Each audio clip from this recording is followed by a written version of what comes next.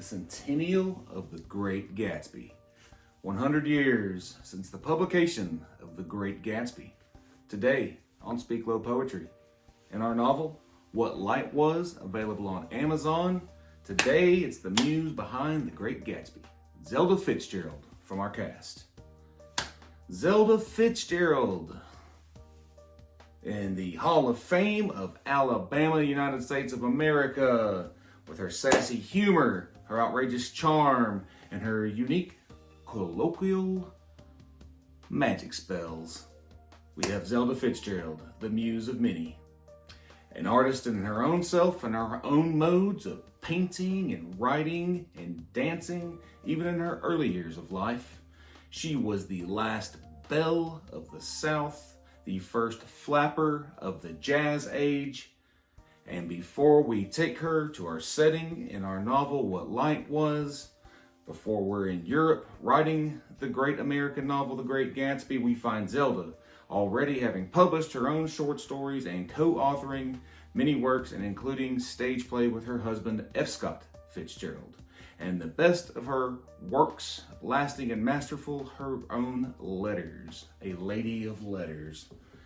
In What Light Was, we find her in direct dialogues as a main character with her husband, Scott, and in her own letters to Scott being reread as the salvaging agent of their marriage, mirroring the writing of letters in the marriage of the Shelleys.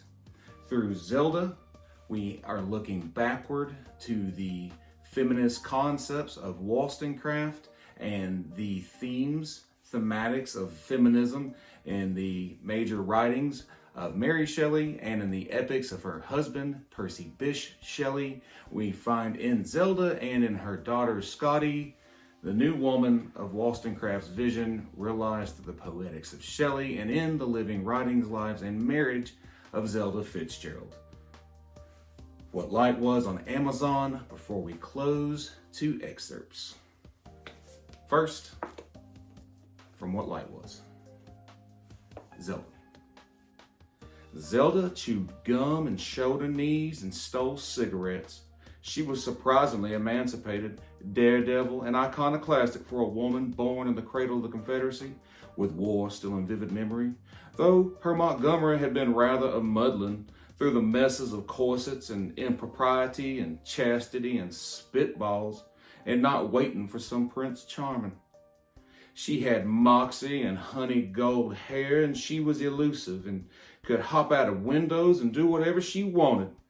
She knew that the melting sun was only and no more than the melting sun, and she knew that only some sort of unsafe foolishness was the only poetry of living.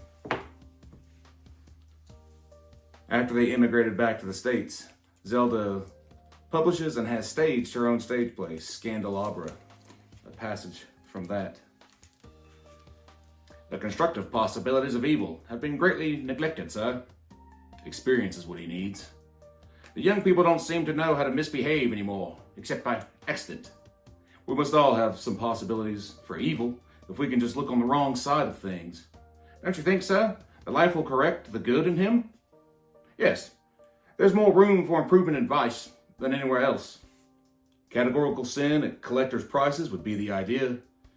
To the best of my impossibilities, sir. See that he keeps irregular hours. I understand, sir. And no spinach.